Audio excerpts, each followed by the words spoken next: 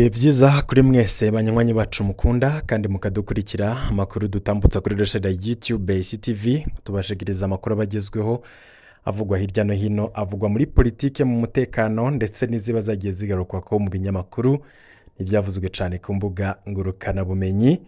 Turi niteka n'umunezero byo gusubira kubana namwe nyuma y'igihe kitari gito kubera twari dufatiriwe tutabashikiriza amakuru, ariko turazi ko muri benshi murindiriye ko tubashikiriza ibiba bigezweho bivugwa hirya no hino kuri rino genekerezo rya 24 z'ukwezi kwa karindwi y'umwaka 2026.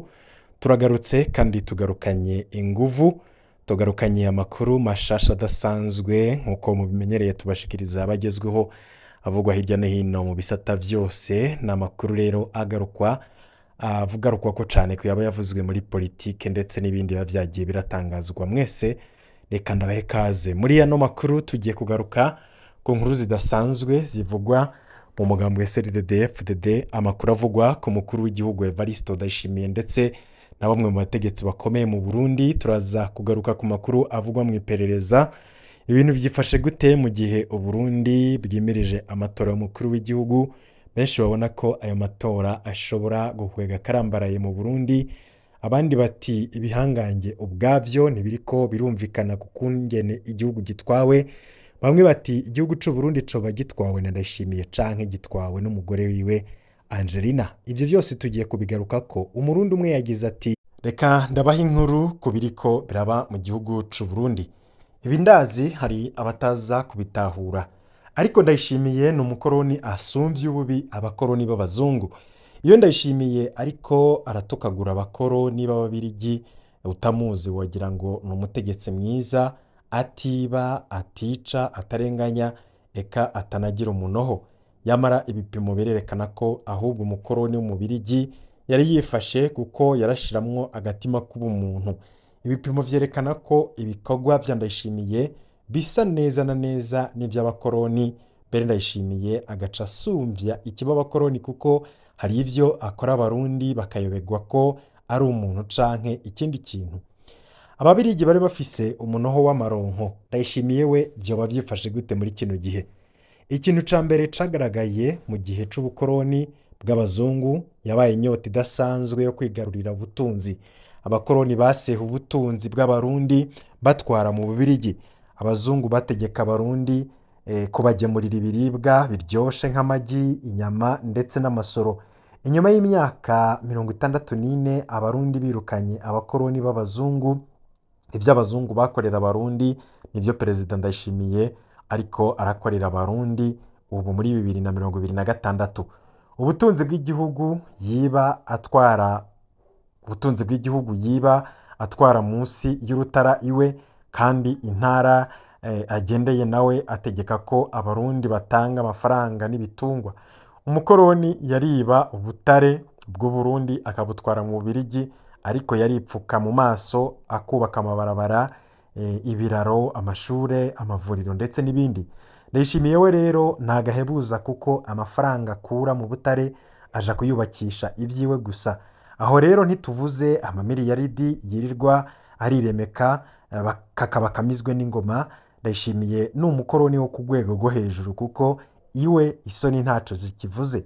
Ababirigi bari bifashe kubera ko Perezida Ndayishimiye we ariba ariko ntagire nico afashije abanyagihugu. Ababirigi ntiberekwa abo batavuga rumwe. None kuri Perezida Ndayishimiye wewe vyoba vyifashe gute? Ica kabiri cagaragaye mu gihe c'ubukoroni kwabaye gutembagaza ubutegetsi bw'umwami w'u Burundi, maze umukoroni ashinga ubutegetsi bwiwe. Carazira ko umurundi afise akanongonongo aryogora, kuko ufashwe uriko widogera ubutegetsi bw'umubirigi waribonera ko. No kuvuga ko abarundi batwagwa n'ubutegetsi batiyumvamwo, kuko ubwo bari biyumvamwo bwari bwararanduwe n'abazungu. Inyuma y'imyaka 64 Uburundi bwirukanye ubutegetsi bw'abakoroni, n'ubu muri 2026 abarundi batwagwa n'umutegetsi batiyumvamwo, kuko uwo bari biyumvamwo yaribwe insinzi muri 2020. Nka kumwe umubirigi yacungana n'abohirahira bakanebagura ubutegetsi bwiwe, ni nako Ndayishimiye acungana n'abaterekwa igitugu ciwe. Ndayishimiye we acika umukoroni w'agahebuza kuko amaze kubona ko mutavuga rumwe, kuko we amaze kubona ko mutavuga rumwe aca kurenza ivu. Umukoroni ntiyubahuka kwica umukoroni we ntiyubahuka kwica abatamushigikiye, yarabatera ubwoba gusa. Ni ukuvuga ko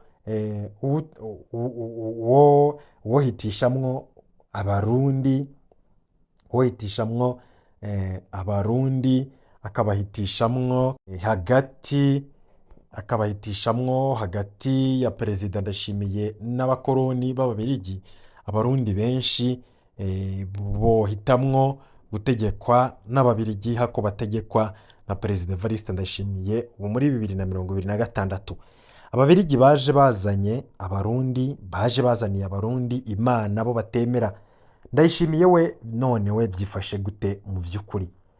Ica gatatu cagaragaye mu gihe c'ubukoroni kwabaye ukwimurira imico y'i Burayi mu Burundi, kandi rero umurundi afashwe ariko arayinebagura akibonera ko abazungu batuzaniye ukwemera, bavuga ko kwanditswe n'Imana yonyene ubwayo mu gitabo citwa Bibiliya. Batuzaniye amashure, bategeka ko umurundi ategerezwa kumenya gusoma no kwandika, bongera baragabisha ko imico n'imigenzo abarundi bahora bagendera ko itaye agaciro, kuko ku bwabo yari imico ihumanye nk'uko babivuga. Mu bisanzwe Imana batuzaniye ubwayo ntiyari mbi, ikibi niko bashaka ko umwirabure ari we ashira mu ngiro wenyene amategeko y'iyo Mana, ariko umubirigi we akagaragara nk'utarabwa n'ayo mategeko y'iyo Mana, mu gihe bavuga ko ari Imana y'abantu bose. Amashure nayo ntiyigeze aba mabi, kuko ico umurundi yarasumbije ibikoko bwari ubwenge kama Imana iremana umuntu, ariko biravugwa ko abazungu bari barashizeho umukenyuro wo kuzotanga ubumenyi bubayabaye kugira ngo umurundi ntazohave aca ubwenge bwinshi, kuko yohava ahumuka akabihinduka, maze ubutegetsi bwabo bugatangura kuja mu kaga. Mu mwaka w'ibihumbi 2026 Ndayishimiye nawe ariko akora neza na neza nk'uko umubirigi yashaka kugendesha abarundi. Ndayishimiye arafise Imana avuga ko asenga kandi yashize imbere. Hari n'igihe ahimba nabi akiyibagira, agatangaza ko iyo Mana imuyagira. Iyo Ndayishimiye abuze inyishu z'ibibazo aca avuga ko iyo Mana yiwe ariyo izovyishura. Uwutemera uburyarya bwiwe aca amubwira ko Imana yiwe izomuhana. Imana ya Ndayishimiye iratangaje, kuko ni Imana ishavura na cane cane iyo abadandaza barya ntibayiheko, igaca rero ihengera mu kagoroba canke se mu bucagucagu, ikadomeka ko amasoko ikayaturira kugira ngo abarya batayihaye ko nabo nyene baburiremwo nkayo. Ako kamaramaza ntako abarundi bari barigeze babona ku Mana y'Ababirigi, ivyo biri ku Mana ya Perezida Ndayishimiye Varisito wenyene muri kino gihe. Ku mashure naho nyene Ndayishimiye akora neza na neza nk'Ababirigi. Arafise impungenge ko ari hamwe abarundi boronka ubumenyi buhagije mu mashure bohava babangamira ubutegetsi bwiwe. Yaciye yiha ingingo zo gusonzesha abigisha kugira ngo abanyeshure bigishwe nabi, akaba rero Perezida Ndayishimiye ataragarukirije aho, kuko ngo yaranatanguje imyiyamamazo yo gutukagura abafise amashure menshi. Yongera atangaza icese ko iyo wize ucika ikijuju, yamara uko atoma indero kose ariko yica kazoza kurunganwe gusa, kuko ntariko yica kazoza kurunganwe gusa, kuko ibindi vyose ashaka guhisha urwaruka rurabibonesha amaso. Ariko Ndayishimiye asa n'uwuriko ararengerwa, kuko nta terambere rishoboka mu gihugu kitagira incabwenge. Ivyo yakoreye muganga Christophe Sahabo birerekana ko asumvya ikibi Ababirigi. Pierre Claver Mbonimpa we abona ko ibintu bimeze nabi mu Burundi, ariko nanone akavuga ku mukuru w'igihugu Evariste Ndayishimiye, aho mu kiganiro catunganijwe n'ishirahamwe Focode rirongowe na Pacifique Ninahazwe, Mutama Petero Claver Mbonimpa yafashe ijambo mu mwanya wo kubaza canke se kunganirana. Mutama Mbonimpa nawe akaba yarateye ivyatsi ingendo y'ubutegetsi bwa Ndayishimiye bukekwa ko aribwo buhomvya abarundi bubicishije mu kudomeka amasoko bukayaturira, aho Mutama Mbonimpa avuga ko adakekeranya ko amasoko aturirwa n'abategetsi bamunzwe n'urwanko. Mbonimpa akaba avuga ko abategetsi bo muri CNDD-FDD bafise umugambi wo gukenesha abarundi. Kuri iki co gukenesha abarundi ni kenshi havuzwe ibihuha ko aba CNDD-FDD badomeka amasoko bagamije kwaka abatutsi ibibanza bafise mu masoko hamwe ndetse no kubakenesha. Nta matohoza yigenga arashira ukuri ahabona kuri ngengabitekerezo ivugwa mu bategetsi bwa CNDD-FDD, ariko birashoboka ko ari ukuri kuko ntibarigera babibeshuza. Abantu benshi rero barakunze guha amenyo abategetsi bo muri CNDD-FDD ko bafata ingingo giturumbuka zitagiramwo ubushishozi ndetse n'ubuhinga, irya miriro idomeka amasoko irigita vyose idacaguye iduka ry'umuhutu canke umututsi. N'ikimenyamenya turazi ko bene wabo n'ibisanira vya hafi yabo bahahombera co kimwe n'abandi baba bahombeye muri ayo masoko. Mbere hamwe bokora ibiharuro neza bazosanga abatutsi bahisha ivyabo mu masoko ari bake kwijana, kuko kurya abandi benshi mu gihugu ni nako rero no mu masoko hari abahutu benshi ku bwinshi. Gutyo rero niba biyumvira ko bariko baragerageza guhomvya abo mu bwoko bucanke buriya, nabo ubwabo bariko barihomvya. Iki rero ni ikimenyetso ko atagatima ko kwinubana agatima ko kwinubana ataho karoye, tunafatiye ku bucuti aba CNDD-FDD bubahuka kungana FDLR izwi ko igizwe n'abantu bakoze icaha co guhonya ubwoko mu Rwanda mu mwaka w'1994. Sindamenya abahinga bandayishimiye ubuhinga bakoresha mu kumwereka ibiharuro bifadika bimwizeza ko bizoshoboka ko asamaza abarundi yifashishije indyane zifatiye ku moko, ariko Perezida Ndayishimiye arashobora kuzogira iherezo ritaryoshe kubera uburyarya, ubukunzi bw'inda, ukwinubana ndetse n'ibindi. Harya yibaza ko umwansi azozanana siho azozanana, kandi nyuma yiwe abamufatira inyundo ariko araboha abo adakunda nabo nyene bazokwicuza. Birahambaye ko umukuru w'igihugu afata ingingo zihuta zo gushira imbere ineza y'igihugu. Umwanya wo kwisubira ko aracawufise n'aho amazi ariko ararenga inkombe. Hari igihe rero azoboroga agashaka gusubiza ibintu mu buryo yiborogana atagira gitabara, avuga ngo arakomeye, ariko ubukomezi bwiwe ntituburabira mu majambo, kuko amajambo yoyo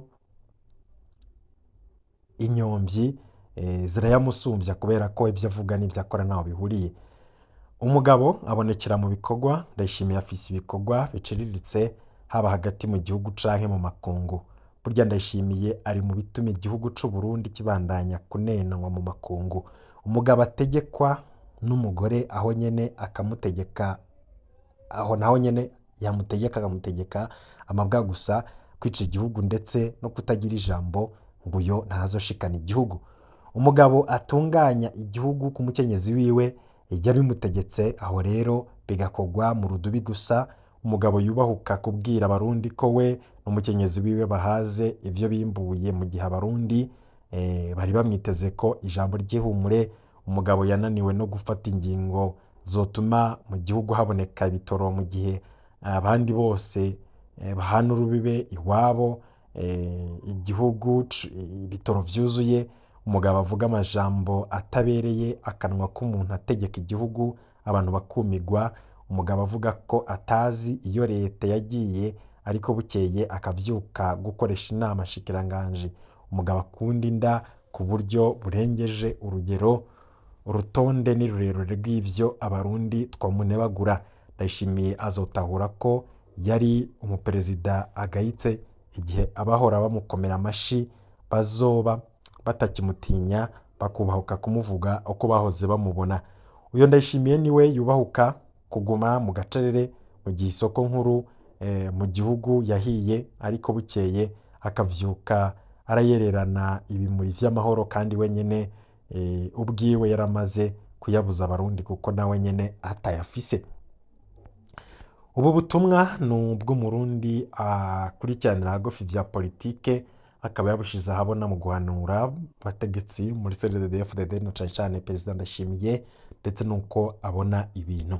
Makuru yacu yo hanyuma turaza kubashikiriza izindi nkuru zitandukanye zihambaye zivugwa mu mugambwe CNDD-FDD, tuze kubabwira ibintu biriko biraba mu butegetsi, uko bamwe mu bihangange mu butegetsi biriko birahinyanyura ivy'amatora mu mwaka 2025 mu mwaka 2027, aho rero no mu bahinga ba CNDD-FDD mu bicocoro vya CNDD-FDD ibintu bitifashe neza, politike iriko irakinirwa irateye ubwoba. Turaza kubigaruka ko turaza no kubabwira indyane ziri hagati ya Musitanteri Alexis ndetse n'umutambukanyi w'umukuru w'igihugu Angeline Ndayishimiye. Vyose turaza kubigaruka ko muri yano makuru, vyose twabiteguye mu makuru yacu hanyuma. Mwese rero ndabakengurukiye mubandanye kubana natwe mu makuru atandukanye tuza kubashikiriza mu kanya gato.